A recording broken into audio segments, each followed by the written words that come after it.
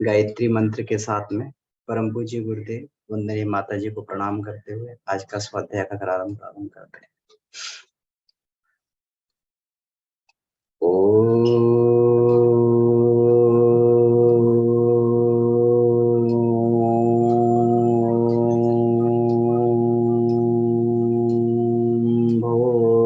भूर्भुवः स्वः तत्सवितुर्वरेण्यं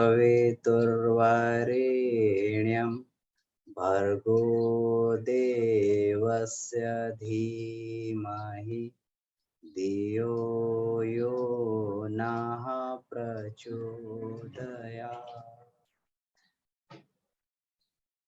तो आज के स्वाध्याय के क्रम में हम लोग प्रज्ञोपनिषद का स्वाध्याय करने के लिए जा रहे हैं। प्रज्ञोपनिषद को इस समय की हम लोग श्रीमद् भगवत गीता कह सकते हैं, क्योंकि श्रीमद् भगवत गीता भी ये पूरे उपनिषदों का सार है। ये मनुष्य की समस्याओं का समाधान गीता में दिया हुआ है।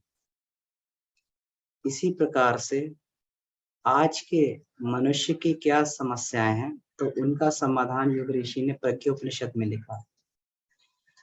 एक बार भगवान महादेव ध्यान में बैठे हुए थे, तो माता पार्वती ने पूछा कि आप किसका ध्यान करते हैं? सारा संसार आपका ध्यान करता है, आप किसका ध्यान करते हैं जिससे आपको इतनी बड़ी योग सिद्धि मिली है? तो उन्होंने कहा कि मैं गायत्री का ध्यान करता हूँ।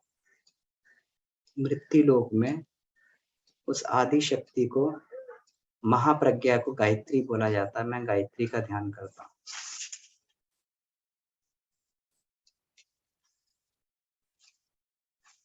यह प्रज्ञोपनिषद लिखने की गुरुदेव को आवश्यकता क्यों पड़ी? वहां पर भगवान महादेव एक और बात कहते हैं कि पार्वती, जो साधनाएं सतयुग त्रेता द्वापर में संभव थी, वो कलयुग में संभव नहीं है, क्योंकि उन युगों में आकाश तत्व की प्रचुर मात्रा, आकाश तत्व प्रधान हुआ करता था मनुष्य के शरीर में। लेकिन इस समय में कलयुग में पृथ्वी तत्व मनुष्य के शरीर में प्रधान है। तो पहले के समय में लोग, क्योंकि आकाश तत्व प्रधान था, तो समाधिस्थ रह के आकाश तत्व को धारण करते रहते, तो उनका शरीर स्वस्थ बना रहता था, उन्हें खाने पीने की आवश्यकता भी नहीं पड़ती थी। लेकिन आज के समय में हमारे शरीर में जो सबसे महत्वपूर्ण घटक है वो पृथ्वी है, और पृथ्वी मिलता है, पृथ्वी मतलब पदार्थ, सॉलिड। तो इसलिए हमारा जीवन सॉलिड पर आश्रित है। हमें पानी भी पीना पड़ता है, हमें भोजन भी करना पड़ता है,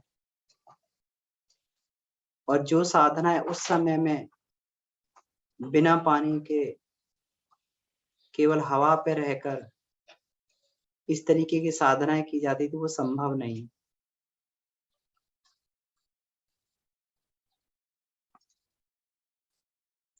तो आज के परिप्रेक्ष्य में आज का मनुष्य, क्योंकि लक्ष्य तो ब्रह्म ज्ञान है, हर समय, हर घड़ी, हर क्षण जीवात्मा का केवल और केवल एक ही लक्ष्य रहता, आत्म साक्षात्कार, ब्रह्म दर्शन, ब्रह्म साक्षात्कार। और इसी यात्रा में जीवात्मा जीवन भर खोज भी करती रहती है। हम सभी मनुष्यों की खोजी प्रवृत्ति होती है। हम लोग कहीं एक पदार्थ पर, कहीं एक वस्तु पर नहीं टिके रहते, सतत हमारी खोज चलती रहती है, भले ही भौतिक पदार्थों में हो, क्योंकि हमें उस सब का ज्ञान नहीं रहता कि हमारी आत्मा खोज क्या रही है। गुरुदेव ने मैं क्या हूं पुस्तक में कहा है, किस आत्मज्ञान के अभाव में जीवात्मा विषय और वासना का कीचड़ पीकर अपना काम चलाती है। ऐसी बात उन्होंने कही, क्योंकि जीव को यह बोध नहीं रहता कि मैं खोज कर रहा हूं तो किस चीज की खोज कर रहा हूं, और इसी को माया बोला जाता है। जो चीज है नहीं, जो चीज वास्तविकता में नहीं है, वो हमें दिखाई देने लगे, उसी चीज को माया बोला जाता है। इस माया के चक्कर में जीव भटकता रहता है, अपने जीवन के उद्देश्य को नहीं प्राप्त करता, और ये खोजी दृष्टिकोण उसे अलग अलग पदार्थों में भटकाता रहता है, और वो भटकता रहता है, और अंत में जब वो देखता है कि पदार्थ की चरम सीमा प्राप्त करके भी उस उद्देश्य को नहीं प्राप्त कर पाए, वो खोज समाप्त नहीं होती। तो आत्मा की खोज है। तो उस समय भी ब्रह्म ज्ञान की प्राप्ति के लिए साधनाएं की जाती थी, और आज भी ब्रह्म ज्ञान की प्राप्ति के लिए साधनाएं की जाती हैं, लेकिन उस समय की साधनाएं नहीं की जा सकती। इसीलिए जो ऋषि होता है वो यही कार्य करता है। हर युग में, हमारे यहाँ भारत में हर युग में ऋषि पैदा हुए, हर युग में, और उस युग के अनुसार उन्होंने समस्याओं के समाधान को खोजा और सामान्य व्यक्ति के लिए उसको लागू कर दिया। इस समय में ये कार्य करके हम अपने उद्देश्य को, अंतिम उद्देश्य को पूरा कर सकते हैं। अपने आत्मज्ञान, ब्रह्म ज्ञान, आत्म परिष्कार के उद्देश्य को हम लोग पूरा कर सकते हैं। तो आज के प्रकरण में जो प्रकरण है, ये लोक कल्याण जिज्ञासा प्रकरण है। प्रज्ञोपनिषद का पहला मंडल, प्रथम अध्याय, लोक कल्याण जिज्ञासा प्रकरण। ये गुरुदेव को क्यों लिखना पड़ा? प्रज्ञा का मतलब क्या होता? प्रज्ञा का मतलब होता है ज्ञान की शुद्धतम अवस्था। क्योंकि आज के समय में ज्ञान तो बहुत है, लेकिन हमारे लिए कौन सा ज्ञान कल्याणकारी? आतंकवादी को भी ज्ञान होता है, और ये मानना चाहिए कुछ ज्यादा ही आतंकवादी को ज्ञान होता है। इसीलिए बड़े बड़े सिस्टम्स को भी हैक कर लेता है वो। जो बड़े बड़े इंजीनियर्स नहीं कर पाते, वो आतंकवादी कर लेता है। चोर को भी ज्ञान होता है, बड़ी बड़ी सिक्योरिटी को सेंध लगा लेता है। डाकू को भी ज्ञान होता है। तो ज्ञान तो है, लेकिन ज्ञान की शुद्धतम अवस्था जिससे मनुष्य का कल्याण हो सके, उसी को प्रज्ञा कहते हैं। ज्ञान की प्योरेस्ट फॉर्म है। दूध में जब तरह तरह के मल रहते हैं तब वो दूध रहता है, लेकिन उसको प्रोसेस करने के द्वारा, उसको घी निकालने की क्रिया जो है, उसको संपन्न करने के द्वारा उसके शुद्धतम भाग, जिसको घी कहा जाता है, उसमें सारे मल जल जाते हैं। दूध में सारे मल हैं, लेकिन घी में कोई मल नहीं रहता। सारे मल जलने के बाद में घी बन जाता है। इसी प्रकार से ज्ञान की जब प्योरेस्ट फॉर्म, और ये आती कहाँ से? जब बुद्धि इसका बार बार उस ज्ञान का मंथन करती है, तो व्यक्ति के अंदर उसको सत्य को जानने की प्रवृत्ति बढ़ती है, और सत्य की परतें परत दर परत खुलने लगती है। उसको मालूम पड़ने लगता है कि कल तक जो चीज मेरे लिए सत्य थी, आज वो चीज मेरे लिए सत्य नहीं।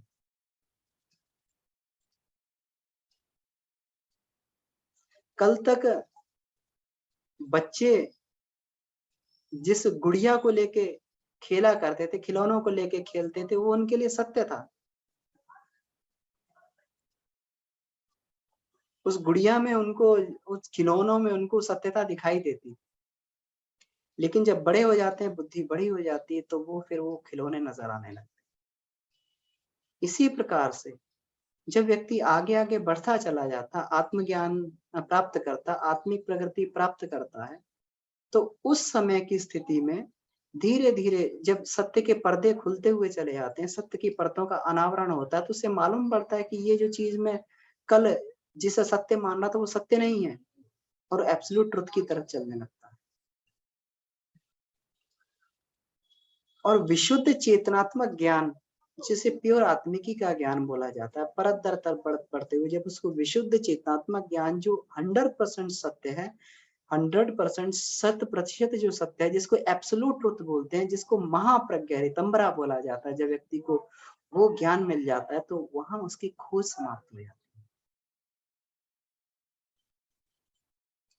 इसीलिए युग ऋषि को जब इस समय मनुष्य ये ना समझ पा रहा हो कि हमारे लिए क्या है, क्या सही और क्या गलत है, कौन से रास्ते पर हमें चलना चाहिए, तरह तरह के छद्म अम, हर रास्ते पर हैं, तो कौन से रास्ते पर चलकर हम अपनी आत्मा को प्राप्त कर सकते हैं, कौन सी साधनाओं को करके हम अपनी आत्मा को प्राप्त कर सकते हैं, तो उसके लिए युग ऋषि को प्रज्ञोपनिषद लिखना पड़ा।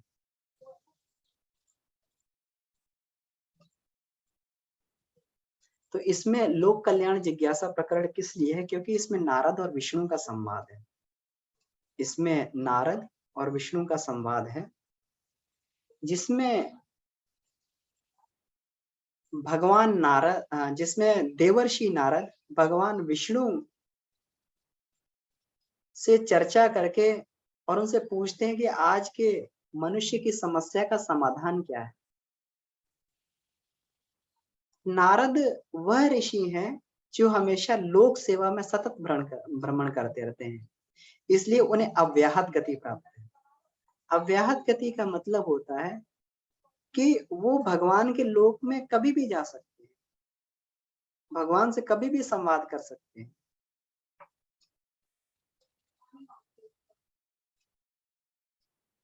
एक नारद हमारे अंदर भी होता है। अब इसमें देखिए श्लोक भी साथ साथ में देखते आते हैं। लोक कल्याणकृत धर्म धारणा संप्रसार का वृत्ति यावरो मान्यो देव ऋषि ऋषि सत्तम। लोक कल्याण की जिज्ञासा से, धर्म धारणा के प्रसार से देवर्षि नारद, उनको ऋषियों में ऋषि सत्तमा, ऋषियों में श्रेष्ठ उनको बताया गया, हमेशा भ्रमण करते रहते हैं धर्म धारणा के प्रसार के, इसीलिए उन्हें अव्याहत गति प्राप्त है। वो कभी भी भगवान से मिल सकते हैं। एक नारद अपने अंदर भी होता है। मनुष्य जब उस स्थिति में पहुंच जाता है, जब उसका हर एक कार्य समाज के लिए, संसार की भलाई के लिए होता है, वो सांस भी जब भलाई के लिए लेता है, तो वो भी सतत सतत भगवान के संपर्क में रहता है। कभी भी, चाहे रात में, चाहे दिन में, चाहे कभी, चाहे वो भगवान से बात कर सकता है। इसी को परा और पश्यंती वाणियां बोलते हैं। गुरुदेव कहा करते थे कि तुम जब भी चाहो हमसे, तुम हमेशा हमसे बात कर सकते हो। इसमें गुरुदेव ने गायत्री महाविज्ञान में लिखा है माता से वार्तालाप करने की साधना, लेकिन उन्होंने स्पष्ट किया है कि माता से वार्तालाप वही व्यक्ति कर सकता है जो आत्म कल्याण और लोक कल्याण के लिए जो माता से वार्तालाप करना चाहता है। कोई व्यक्ति धन के लोभ से, कोई व्यक्ति अपने पद के लोभ से अगर माता से वार्तालाप करना चाहे, तो उस समय हमारी मानसिक स्थिति दूषित हो जाती है। तो भगवान की प्रेरणा, भगवान की जो उनका मार्गदर्शन है, उसको प्राप्त नहीं होता। तो ये जीव भाव हमारा जब नारद बन जाता है, जब वो हर क्षण लोक कल्याण की बात सोचता है, और जब भी चाहे वो ईश्वर से बात कर सकता है, वैसे ही जैसे नारद भगवान विष्णु से प्रश्न पूछते थे और ये कर देते थे इसको। गुरुदेव जब चाहते थे गायत्री माता से बात करते थे। एक बार की बात है कि पंडित लीलापत शर्मा जी वो थे, तो उसमें गुरुदेव के साथ, गुरुदेव का ये बड़ा ही वो रहता था कि गुरुदेव सबको आगे बढ़ाने में उनको बड़ा ही अच्छा लगता था। गुरुदेव आगे बढ़ाते थे सतत। तो लेखन का कार्य भी वो लोगों से करवाया करते थे। तो पंडित लीलापत शर्मा जो है उसमें लेखन का कार्य अखंड ज्योति का उनके साथ में किया करते थे, कुछ लेखों को लिखा करते थे। तो एक दिन जब यात्रा में थे, तो वो मनोभूमि उनकी पंडित जी की नहीं बन पा रही थी। तो गुरुदेव ने कहा कि अरे लीलापत आप कैसे परेशान हो?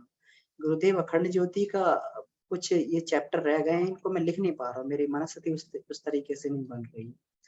तो गुरुदेव उस समय वहां पर बैठे हुए थे, गुरुदेव ऊपर लेटे हुए थे। जो ट्रेन का बर्थ होता है, उस समय ट्रेन के बर्थ हुआ करते थे, ऊपर लेटे थे गुरुदेव। अच्छा लाओ तुम मुझे कॉपी दे दो और पेन दे दो।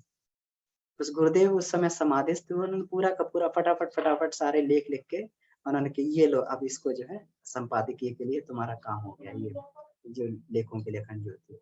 तो गुरुदेव जब चाहते थे वो गायत्री माता से अपना संबंध बैठा लेते थे, क्योंकि हमेशा लोक कल्याण के लिए, आत्म कल्याण, अपने अपने खुद के उन्होंने स्वार्थ के लिए कभी भी भगवान को याद नहीं किया। नारद भी कभी अपने स्वार्थ के लिए भगवान के पास नहीं जाते, वो केवल और केवल लोक कल्याण के लिए और धर्म धारणा के प्रसार के लिए भगवान के पास जाते हैं। तो एक बार नारद के मन में ये जिज्ञासा उठी, नारद के मन में एक जिज्ञासा उठी कि जो जो लोग जो व्यक्ति उच्च मनस्थिति के होते हैं, एकदा हृदये तस्य जिज्ञासा समुपस्थिता ब्रह्म विद्यावगाहाय कालम उच्चस्तु प्राप्ते। यानी जो उच्च मनस्थिति के व्यक्ति होते हैं, वो किसी भी काल में ब्रह्म विद्या का अवगाहन कर सकते हैं, उसके लिए समय निकाल लेते हैं। जो आउटस्टैंडिंग होते हैं, जिनके संस्कार पूर्व संचित संस्कार होते हैं, जो आउटस्टैंडिंग होते हैं, वो कभी भी किसी समय में भी कौन सा कोई भी युग हो, कोई भी समय हो, कोई भी काल हो, कोई भी देश हो, कोई भी परिस्थिति हो, अपने आत्मज्ञान के लिए, आत्म कल्याण के लिए, ब्रह्म विद्या के लिए अवगाहन करने के लिए समय निकाल लेते हैं। लेकिन सामान्य मनुष्य की स्थिति नहीं होती है। सामान्य मनुष्य की स्थिति तो बड़ी गई गुजरी स्थिति में होती है। वो अपने जीवन की आपाधापी से ही हमेशा जूझता रहता है, वो अपने जीवन की समस्याओं से हमेशा जूझता रहता है। तो उसके लिए आत्म कल्याण वाली बात कैसे बन पाए, वो कैसे ब्रह्म से सायुज्यता बैठा पाए, ब्रह्म ज्ञान को कैसे प्राप्त कर पाए। सामान्य व्यक्ति जिसकी मनस्थिति बड़ी चंचल है, जो आज यहाँ कल वहां है। तो इसमें ये लिखा है श्लोक में, 9वें श्लोक में लिखा है, सुलभ सर्वमर्त्यानां ब्रह्म ज्ञान भवेद यथा आत्मज्ञानमेवापि योग साधनमुप्यत नातिरिक्तं जीवनचर्यां दृष्टिकोण नियम्य वा सिद्धयेत प्रयोजनम लक्ष्य पूर्वकम जीवनस्य यत्। तो सामान्य मनुष्य भी ज्यादा ना करे, केवल अपनी सामान्य जीवनचर्या में ही परिवर्तन करके और उसी को साधनामय बना ले और उससे उसको ब्रह्म ज्ञान मिल जाए। तो ऐसी भी कोई विधा हो सकती है क्या? नारद ये चिंतन कर रहे थे और इसी चिंतन को लेके भगवान विष्णु के लोक में पहुंचे। भगवान विष्णु के लोक में पहुंचे तो वहां पर दोनों ने एक दूसरे को प्रणाम किया। भगवान भी जो है नारद के प्रति उनके अंदर इतना सम्मान था कि भगवान भी नारद को जो है प्रणाम करते थे, देवर्षि आइए, क्योंकि उन्हें मालूम था कि भगवान को भी जो है, भगवान तो केवल प्रेरणा मात्र दे सकते हैं। भगवान तो प्रेरणा मात्र दे सकते हैं, काम तो मनुष्य को करना होता है। काम तो स्थूलधारी आत्मा को ही करना होता है। तो वो भी बड़ा प्रसन्न होते थे, तरह तरह की समस्या लेके नारद पहुंचते थे उनके पास में। तो नारद ने उन समस्याओं का निवेदन करना प्रारंभ किया कि देव, संसार में जीवनचर्या को ही साधनामय बना लेने और परम लक्ष्य प्राप्त कर सकने का सरल उपाय बताएं, जिसे सामान्य जनजीवन में समाविष्ट करना कठिन ना हो, जिसके लिए घर बार भी ना छोड़ना पड़े और सामान्य जीवन में ही कुछ परिवर्तन करके और हमारा जो है वो काम बन जाए। आज के समय में अगर हम किसी को बोलें कि आपको ये अपना अमुक अमुक क्रम छोड़ना पड़ेगा, आपको अपनी नौकरी छोड़नी पड़ेगी, आपको हिमालय पर तपश्चर्या करने जानी पड़ेगी, आपको एकांतवास करना पड़ेगा, आपको गृहस्थ छोड़ना पड़ेगा, तो ये उसके लिए संभव नहीं हो पाएगा।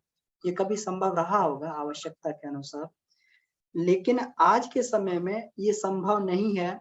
तो इसलिए आप इस तरीके का बताइए, क्योंकि आज के समय में मनुष्य की मनस्थिति बड़ी कमजोर है। थोड़ी-थोड़ी समय पे मनुष्य जो है अपने कर्तव्य धर्म से डिगने लगता है, तो किस तरीके से फिर वो इस कठिन मार्ग पर, जिसको दुधारी तलवार बोला गया है, तो कठिन मार्ग पर क्षुरस्य धारा बोला गया, अध्यात्म क्षुरस्य, तो कैसे चल सकता? तो आप तो ऐसी कोई विधि बता दीजिए जिससे सामान्य मनुष्य भी अपनी जीवनचर्या में परिवर्तन करके और अपने लक्ष्य को, परम लक्ष्य को प्राप्त कर सके। भगवान बड़ा प्रसन्न है।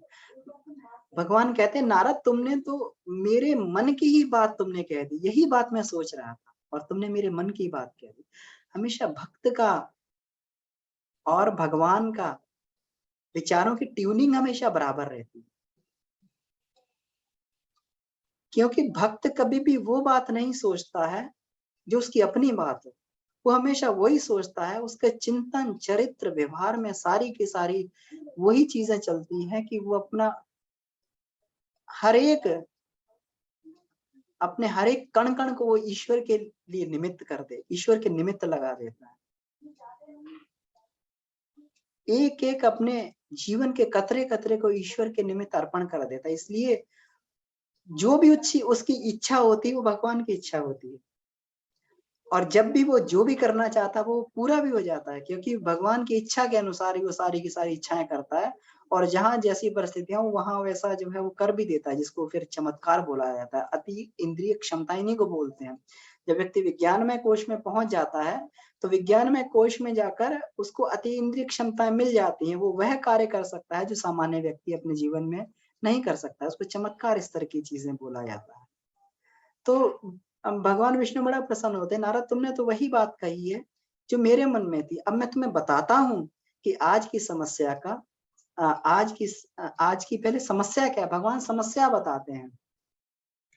आज की समस्या बताते हुए कहते हैं, अधुनास्ति सर्वत्रानास्था क्रम परंपरा अदूरदर्शिताग्रस्ता जनम विस्मृत्य गौरवम अचिंत्य चिंतना जाता अयोग्यम आचरणम तथा फलतः रोग शोकार्ति कलह क्लेश नाशजम।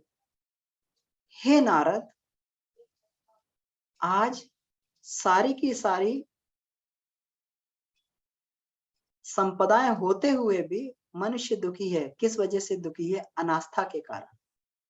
आज आस्था संकट है। आस्था का मतलब मानव जो अपनी गौरव गरिमा को भूल जाता है, अपने जीवन के उद्देश्य को भूल जाता है, उस उद्देश्य को भूल जाने की स्थिति को ही आस्था संकट बोला जाता है। और इसी आस्था संकट के कारण मनुष्य अचिंत्य चिंतन करने लगा है। अचिंत्य चिंतन मतलब जो उसे सोचना नहीं चाहिए वो सोचता है, जो उसे करना नहीं चाहिए वो वह करता है। और इसी अचिंत्य चिंतन के कारण व्यक्ति शोक और रोग में डूबा रहता है। तो आज के मनुष्य की विकृति का, चाहे वो स्वास्थ्य से संबंधित विकृति हो, चाहे मन संबंधी विकृति हो, किसी भी इस तरह की विकृति का आज का एक कारण है, तो अचिंत्य चिंतन है। आज विज्ञान भी इस बात को मानने लगा है कि हमारे जो भी हम शरीर से भी हम रोगी रहते हैं, तो शरीर से रोग भी इसी वजह से हो पाते हैं क्योंकि व्यक्ति नकारात्मक चिंतन करता है। हमारा हाइपोथैलेमस जिसको बोला जाता है, उसको सबकॉन्शियस माइंड भी बोलते हैं, क्योंकि जो हमारा पूरा का पूरा लिम्बिक सिस्टम होता है, ये हमारा सबकॉन्शियस माइंड का हिस्सा होता है, जहाँ पर हमारी मेमोरी जो स्टोरेज रहती है, जिसे हम हिप्पोकैम्पस बोलते हैं, एमिग्डाला इधर बोलते हैं। ये पूरा का पूरा हमारा मिड ब्रेन का पार्ट होता है, और मिड ब्रेन जो हमारा यहाँ होता है, इसी को जो है ये सबकॉन्शियस माइंड भी यहाँ पे बोला जाता है। जहाँ पे हमारा थैलेमस भी होता है, हिपोथैलेमस भी होता है। तो ये पूरा का पूरा सबकॉन्शियस माइंड में हमारी जो है अगर नकारात्मक भाव अगर उसमें रहते हैं, तो यहीं से हमारे पिट्यूटरी ग्लैंड जुड़ी हुई होती है, हाइपोथैलेमस से, सबकॉन्शियस माइंड से। तो जिस प्रकार के सिग्नल सबकॉन्शियस माइंड से आते हैं, अर्धचेतन मन से आते हैं, उसी प्रकार का सिक्रेशन हमारी पिट्यूटरी ग्लैंड करती है। और पिट्यूटरी ग्लैंड क्योंकि मास्टर ग्लैंड है, तो जैसा सिक्रेशन करेगी, सारी की सारा हार्मोनल सिस्टम उसी तरीके का सिक्रेशन करने लगता है।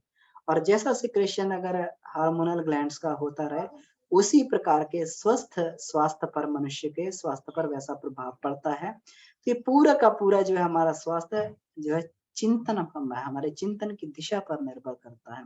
इसीलिए भगवान कहते हैं अचिंत्य चिंतन के कारण ही मनुष्य रोग और शोक में डूबा रहता है। और यही मनुष्य के लिए आस्था संकट है, क्योंकि वो अपनी गौरव गरिमा को भूल चुका है। और इसीलिए ये वातावरण में ये अचिंत्य चिंतन के कारण उसने अपने लिए नहीं संकट उत्पन्न किया, उसने विश्व वसुंधरा के लिए भी पूरा का पूरा संकट उसने उत्पन्न कर दिया है। उसने विश्व के ये धरातल पर रहते हुए पूरी की पूरी वसुधा को उसने संकट में डाल दिया हुआ है। आज मनुष्य ऐसे-ऐसे काम कर चुका है कि कहीं पर भी किसी भी पागल व्यक्ति का, मूर्ख व्यक्ति का दिमाग घूम जाए, तो आज इतना आयुध यहाँ पे दुनिया में बन चुका है कि पूरी की पूरी पृथ्वी को कम से कम 6 बार नष्ट किया जा सकता है, 6 बार नष्ट किया जा सकता है। हम लोग देख सकते हैं जो जो ये अभी हमारा ये युद्ध चल रहा है, रशिया का युद्ध चल रहा है, तो ये इसको देखा जा सकता है ये। तो ये मनुष्य के क्या है, ये अचिंत्य चिंतन का ही परिणाम है। लेकिन क्योंकि मेरा हमेशा जो है ये रहता है, आज मनुष्य के हाथ से बात निकल चुकी है, क्योंकि मेरा हमेशा ये मनुष्य के लिए एक मैं वचनबद्ध हूँ, इस पृथ्वी के लिए वचनबद्ध हूँ कि जब-जब भी इस यहाँ पर इस विश्व वसुंधरा में जब भी मनुष्य की स्थिति से, मनुष्य के कंट्रोल से जो बात बाहर निकल जाती है, तब मैं भगवान के रूप में अब मेरी ईश्वरीय चेतना वहाँ पर अवतारी सत्ता के रूप में अवतार लेती है और सारी परिस्थितियों को ठीक करती है। यदा यदा हि धर्मस्य ग्लानिर्भवति भारत अभ्युत्थानधर्मस्य तदात्मानं सृजाम्यहम्। परित्राणाय साधुना, अच्छे लोगों को बचाने के लिए, विनाशाय च दुष्कृताम्, दुष्टों का संहार करने के लिए, धर्म संस्थापनार्थम, धर्म की संस्थापना करने के लिए, संभवामि युगे युगे, मैं युग युग में अवतरित होता हूँ। तो इस बार भी मेरे अवतरण की व्यवस्था बन चुकी है, लेकिन इस बार का जो शत्रु है वो पिछले शत्रुओं से काफी ज्यादा घातक है, पिछले शत्रुओं से काफी ज्यादा घातक है। पहले तो जो उस अन्य युगों में जो राक्षसी शक्तियां दिखाई देती थी, लेकिन आज की राक्षसी शक्तियां दिखाई नहीं देती हैं। ये मनुष्य के मन में ही, जो मनुष्य ही जो देवत्व का प्रतिनिधित्व करता है, वही मनुष्य जो है अपने ये मानसिक स्थिति के कारण, गई गुजी स्थिति के कारण राक्षस से भी, पिशाच से भी जो है नीची वाली स्थिति में गिर पड़ता है। तो ये शक्तियां जो है मनुष्य से और आज के समय में और युगों के समय की शक्तियों से, नकारात्मक शक्तियों से और अधिक घातक हैं। इसलिए आज का परिप्रेक्ष्य कठिन होते हुए उसी तरीके से और उसी स्तर के, उसी शक्तिशाली स्तर के अवतार को पैदा होना पड़ेगा। तो आज के जो अवतार की जो व्यवस्था बनी है, ये 24 कला संपन्न कल्कि अवतार की व्यवस्था यहाँ पे बन चुकी है और इसी को प्रज्ञावतार बोला जाएगा। प्रज्ञावतार नामना च युग समस्यावतारकः भूलोके मानवानां तु सर्वेषां हि मनस्थितौ। तो ये अवतार जो है 24वां अवतार कहा जाएगा और प्रज्ञावतार के रूप में होगा और हर मनुष्य के अंतःकरण में इसका अवतरण होगा।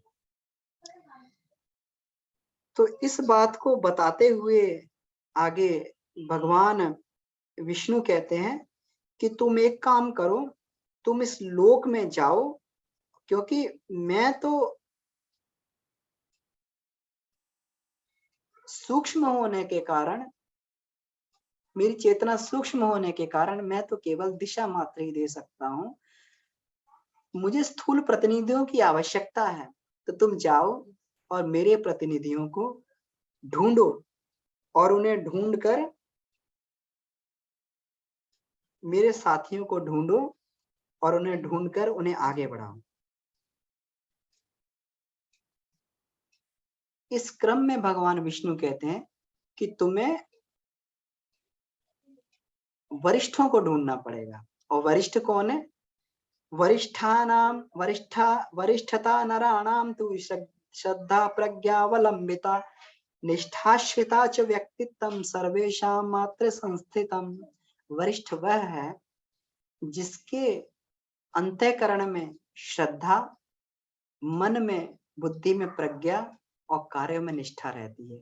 और यही श्रद्धा, निष्ठा और प्रज्ञा ही मनुष्य को उच्च स्तर स्थिति का बनाते हैं।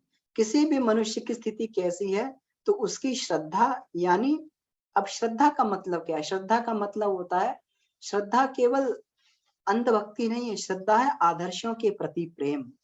अब वो आदर्शों के प्रति प्रेम हमारा किसी भी माध्यम से हो सकता है। तो आदर्शों के प्रति प्रेम प्रज्ञा यानी सद्ज्ञान, और निष्ठा यानी हमारे कर्म में वह हमारी श्रद्धा और हमारे आदर्श हमारे कर्म में दिखाई दे रहे हैं कि नहीं दे रहे, वो मात्र केवल हमारी आत्म प्रवंचना तो नहीं है। तो इस आधार पर तुम्हें वरिष्ठ अपने इसको वो करना पड़ेगा। तो नारद अब ये पूछते हैं कि अच्छा प्रभु आप ये बताइए कि ये तो आपने बता दिया है कि ये इस तरीके से वरिष्ठों की पहचान होगी, लेकिन अब मैं ढूंढूं कैसे उनको, वरिष्ठ ढूंढे कैसे जाएंगे? तो उसको तरीका बताते हैं, वरिष्ठ को कैसे ढूंढना है। पूर्व संचित संस्कार श्रुत्वा युग निमंत्रणम मौनः स्थातुं न शक्ष्यति चौसुक्या संगस्तता। तुम मेरे संदेश को जाकर पृथ्वी पर प्रचारित करो, मेरे संदेश को लोगों को बताओ। उस संदेश को सुनकर जो वरिष्ठ आत्माएं अपनी उत्सुकता को प्रकट करेंगे और तुम्हारे पास में आ जाए, उन्हीं को सोचना ये मेरे सहयोगी है, यही वरिष्ठ आत्मा है। क्योंकि अवतारी सत्ता के साथ चल पाना हर एक सामान्य स्तर के मनुष्य का काम नहीं है। केवल कुछ ही ऐसी आत्माएं होती हैं जो ईश्वर के संदेश को समझ पाती हैं और ईश्वर के कार्य को करने के लिए वो चल पड़ती हैं। इन्हीं को ही अवतारी सत्ता की सहयोगी आत्माएं बोला जाता है। और ईश्वर जब भी अवतार लेते हैं तो ये सहयोगी आत्माएं भी साथ में उनके अवतार लेती हैं और उनके साथ चल पड़ती, उनका कार्य करने लगती हैं। तो अदृश्य जगत में तो सारी की सारी ये भगवान की सत्ता ही काम करती है, लेकिन दृश्य जगत में ये वरिष्ठ आत्माएं काम करती हैं, वही करती हुई दिखाई देती हैं। इन्हीं को जो है महामानव, देव मानव और संत स्तर की आत्माएं, इन्हीं को बोला जाता। तुम इनको खोजो। अब इनको खोजने के बाद में इन्हीं को सत्पात्र मानना, और उसके बाद सत्पात्र मानने के बाद क्या करना, सत्पात्रम गतास्ते च तत्त्वज्ञानेन बोधिताः कार्या संक्षिप्त सारेण यदमृति मति स्मृतम। इन्हीं को सत्पात्र मानकर इनको तुम तत्व ज्ञान का बोध करवाना, तत्व ज्ञान का बोध करवाना। क्योंकि तत्व ज्ञान के बोध होने से जो व्यक्ति, जिसको तत्व ज्ञान का बोध होता है, वो तत्व चिंतन करता है तो उसकी प्रज्ञा जागृत हो जाती है। तत्व चिंतन जाता तत्व चिंतन प्रज्ञा जागर्त्याम विनर्मितौ प्राज्ञः प्रसज्जते चात विनिर्माणे च संभवम। जिस व्यक्ति की प्रज्ञा जागृत हो जाती है तो वो अपने आत्मनिर्माण में लग जाता है। जिस व्यक्ति की प्रज्ञा जागृत हो जाती है, तत्व चिंतन से प्रज्ञा जागृत होती है, और जिस व्यक्ति की प्रज्ञा जागृत होती है तो सबसे पहला काम करता है, अपना निर्माण करता है। इसीलिए गुरुदेव ने ये सूत्र दिया, आत्मनिर्माण ही संसार की सबसे बड़ी सेवा है। क्यों? इसका रहस्य अगले सूत्र में प्रकट करते हैं। आत्मनिर्माण, लेकिन आत्मनिर्माण कौन कर सकता है? जो व्यक्ति प्रज्ञा बुद्धि का हो। इसीलिए प्रज्ञा प्राण को गुरुदेव ने यहाँ पर, इसीलिए प्रज्ञा प्राण को गुरुदेव ने धरती पर लाए, क्योंकि प्रज्ञा बुद्धि वाला व्यक्ति ही अपना आत्मनिर्माण कर सकता है। तो परम पूज्य गुरुदेव ने यहाँ पर इस बात को यहाँ पर ये स्पष्ट किया है, विष्णु भगवान ने इस बात को स्पष्ट किया है कि तुम में तत्व ज्ञान दो, तत्व ज्ञान के कारण प्रज्ञा जागृत होगी और प्रज्ञावान व्यक्ति आत्मनिर्माण में लग जाएगा। तो जो आज संसार में कठिन परिस्थितियां दिखाई दे रही हैं कि संसार को बदला कैसे जा सकता है, तो जो व्यक्ति आत्मनिर्माण कर लेता है, दिखा हुआ देखिए, तस्या अति सरला, तस्या अति सरला, उसके लिए अति सरल है विश्व निर्माण से आस्ती, विश्व निर्माण की भूमिका को निभाना। कौन? जो अपने को बदल चुका है। इसीलिए गुरुदेव ने कहा कि आत्म सुधार संसार की सबसे बड़ी सेवा है। जिस दिन व्यक्ति अपने आप को बदल लेता है तो उसको किसी को बदलने की आवश्यकता नहीं पड़ती, वो खुद एक चलता फिरता कीर्ति स्तंभ बन जाता है। लोग उसको देख के अपनी जीवनचर्या को बदल लेते हैं, लोग उसको देख के अपने व्यक्तित्व को बदल लेते हैं। भगवान बुद्ध जहाँ जाते थे, एक बार भगवान बुद्ध एक शादी में पहुंच गए, वहां पर एक जो नव दंपत्ति थे, उन्होंने इनवाइट किया भगवान बुद्ध को। तो भगवान बुद्ध ने कहा कि तुम मुझे इनवाइट मत करो, कि नहीं नहीं तथागत आपको आना ही पड़ेगा। वो गए शादी में, वहां पर उनकी बात को मानकर शादी में गए, तो वहां जैसे ही उन्होंने तथागत भगवान बुद्ध के दर्शन किए, उन निर्लिप्त निर्विकारी सन्यासी परिव्राजक बुद्ध के जब उन्होंने दर्शन किए, तो उनके मन में भी संसार के प्रति जो वासना वृत्ति थी वो खत्म हो गई, और संसार के लिए वो भी अपना सब कुछ उत्सर्ग करने के लिए तत्पर हो गए। तो फिर उन्होंने युवक युवती ने शादी नहीं की कि आज से हम भी बुद्ध के परिव्राजक बन जाएंगे, और उन्होंने बुद्ध से आग्रह किया कि आप हमें परिव्राजक धर्म की शिक्षा दीजिए। तो उन्हें परिव्राजक धर्म की दीक्षा देकर वो लोग परिव्रज्या के लिए निकल पड़े, बौद्ध भिक्षु हो गए। तो जो संत महापुरुष लोग होते हैं, उनको कहीं कुछ बताना नहीं पड़ता, लोग जीवन को देख के उनके बदल जाते हैं, उनके ओरा में से लोग प्रभावित होकर बदल जाते हैं। तो जो व्यक्ति एक बार अपनी आत्मनिर्माण कर चुकता है, उसको फिर संसार के निर्माण के लिए कुछ बहुत अधिक नहीं करना पड़ता। संसार के निर्माण के लिए वो जो है ये करने लगता है। तो इसमें ये स्पष्ट करते हुए कहा है कि प्रज्ञा जो है व्यक्तिगत जीवन को अनुप्राणित करती है।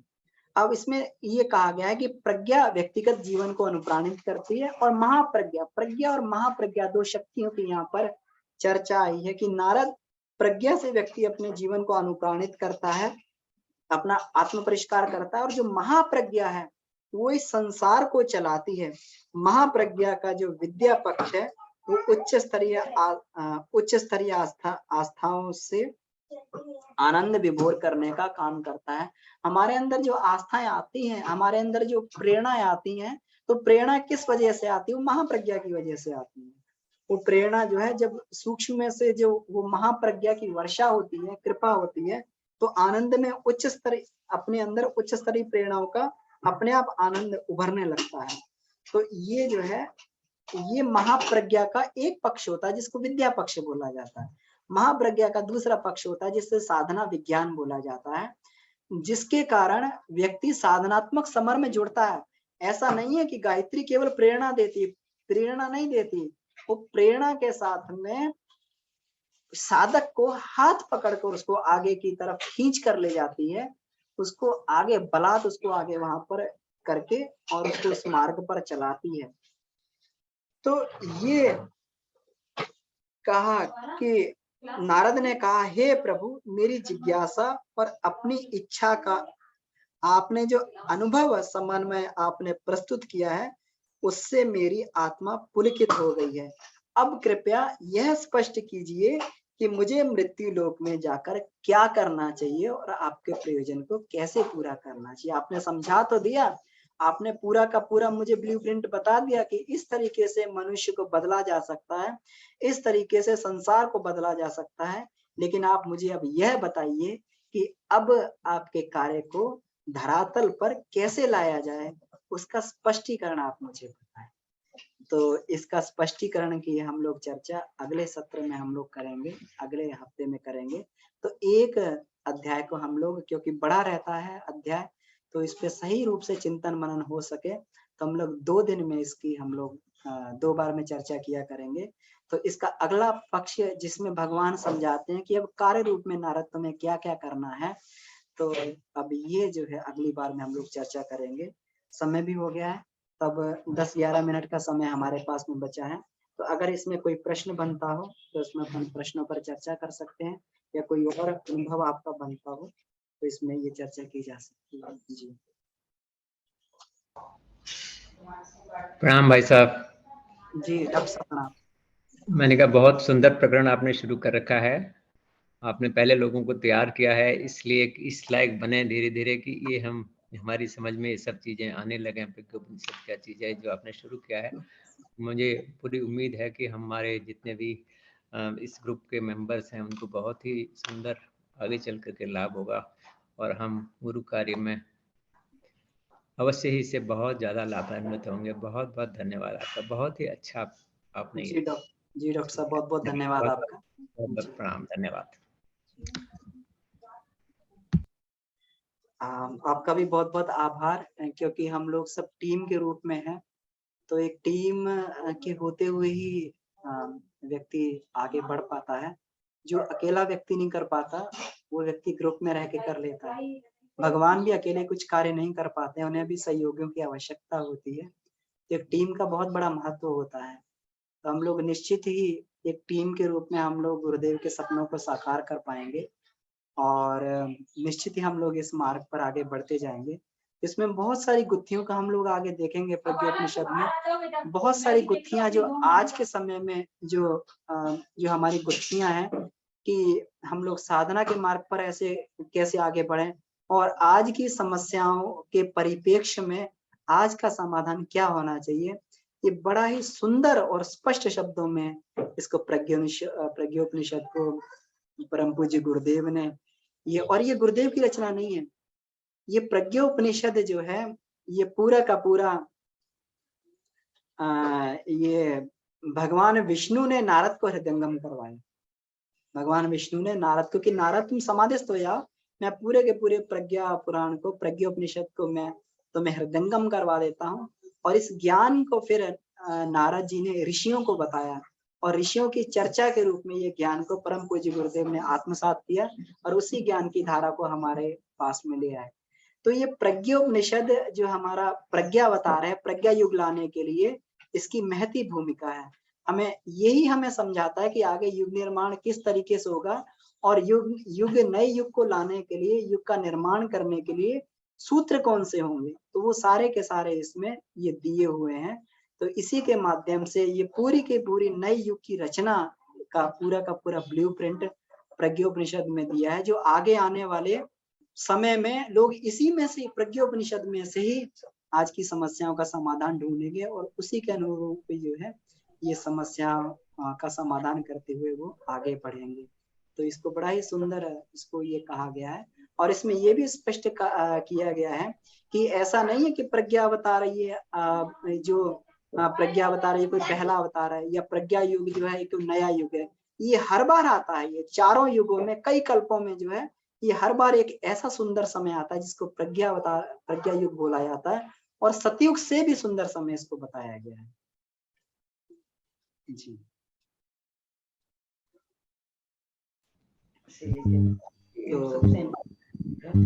बहुत सुंदर भैया, आज का स्वाध्याय हमें भी बहुत अच्छा लगा। भैया कई बार तो भूल जाते हैं, हमको आज तो हमें याद आ गया कि ज्वाइन करना है। और भैया आप तो बोले थे महाविद्या, गायत्री महाविद्या का तत्व दर्शन चालू करेंगे, तो हमने तो वो वाला बुक मंगा लिया था फिर। तो क्या हमारा अब ये कंटिन्यू यही रहेगा?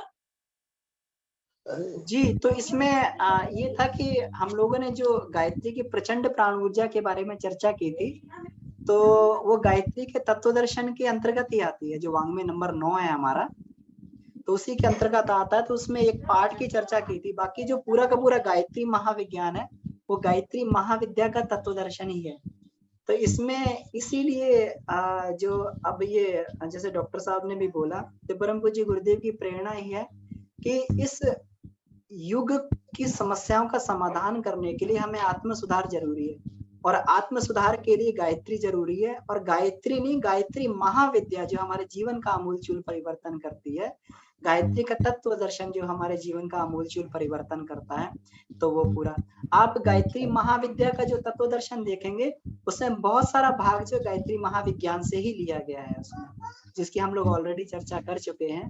तब हम लोग उस स्थिति में हमारी बुद्धि विकसित हो चुकी है कि अब इस युग की समस्याओं का समाधान करने के लिए हम लोग किस प्रकार से भगवान का सहयोग करें। तो अब ये प्रज्ञोपनिषद के माध्यम से हम लोग ये कार्य रूप में इसको देखते जाएंगे कि हमें किस तरीके से आगे कार्य करना है। जी दीदी ठीक है भैया, नहीं हम तैयार हैं इसके लिए भी भैया, बस और अब कुछ नया मिलेगा, वो बात आप सही कह रहे हो कि महाविज्ञान तत्व दर्शन हमें बुक दोनों एक जैसा लगा कि जब हमें गायत्री क्लियर हो जाएगी तो हमें वो ऑटोमेटिकली समझ में आ जाएगा जी। और भैया को अब आप जब भी आप समय मिले हमें हृदय पूरा समझा दीजिएगा भैया। जी जी, तो उसमें हृदय में फिर हम लोग एक रिवीजन क्लास रख सकते हैं, तो जब भी उसकी बीच में कभी भी रख ली जाएगी या किसी और दिन भी उसको रखा जा सकता है। तो उसमें बाबूजी के भी उसमें अवेलेबल हैं, गायत्री हृदय में विषय चर्चा, उसमें 5-6 क्लासेस हैं। हमने यूट्यूब पे बाबूजी का भी देखा, आपका भी देखा, पर एक बार भैया उसको और मतलब एक बार यूट्यूब में बात अलग हो जाती है भैया। देखा हमने दोनों के, आप दोनों के, बाबूजी को और आपका, दोनों का हमने अच्छे से सुन लिया, पर तो भी भैया एक बार कोई चीज नहीं हो पा रही है हमें। बिल्कुल बिल्कुल। तो जो आमने सामने जो बात बनती, इसीलिए लाइव सेशन का अपना अलग महत्व होता है, क्योंकि उस समय कोई प्रश्न आया या कुछ जिज्ञासा हुई तो उसको तुरंत पूछा जा सकता है। तो इसलिए जो है लाइव सेशन का अपना अलग ही महत्व होता है। तो हम लोग दीदी जरूर चर्चा कर लेंगे। अगर इसमें हमारा ये अगर ये चल रहा है तो हम लोग कभी भी किसी भी और किसी दिन भी इसको गायत्री हृदयम को रखा जा सकता है। तो आपस में हम लोग चर्चा कर लेंगे कि कभी सुबह के समय में कभी हमारा फ्री हो, शनिवार इतवार को छोड़कर, तो उस समय भी हम लोग गायत्री हृदयम की चर्चा कर सकते हैं दीदी। जी भैया, जी भैया, बहुत बहुत धन्यवाद भैया। जी दीदी, आपका भी बहुत बहुत धन्यवाद। आप सभी की श्रद्धा और निष्ठा और गुरु भक्ति को देखकर बड़ा ही हृदय बड़ी प्रेरणा मिलती है आप सभी से। आपको बहुत बहुत प्रणाम। परम पूज्य गुरुदेव ने जगह जगह से जो अपने हीरों को इकट्ठा किया हुआ है, और हम सभी लोग निश्चय रूप से परम पूज्य गुरुदेव के सपनों को साकार कर पाएंगे। तो अगर आगे कोई प्रश्न नहीं बनता है और कोई जिज्ञासा नहीं है तो आज की कक्षा को यहाँ समाप्त भी कर सकते हैं।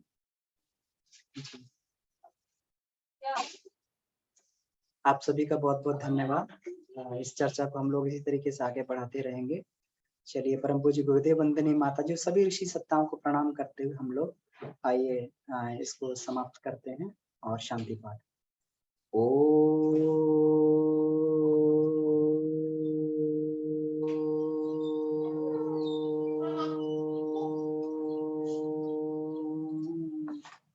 शांति शांति शांति। समाप्त। प्रणाम।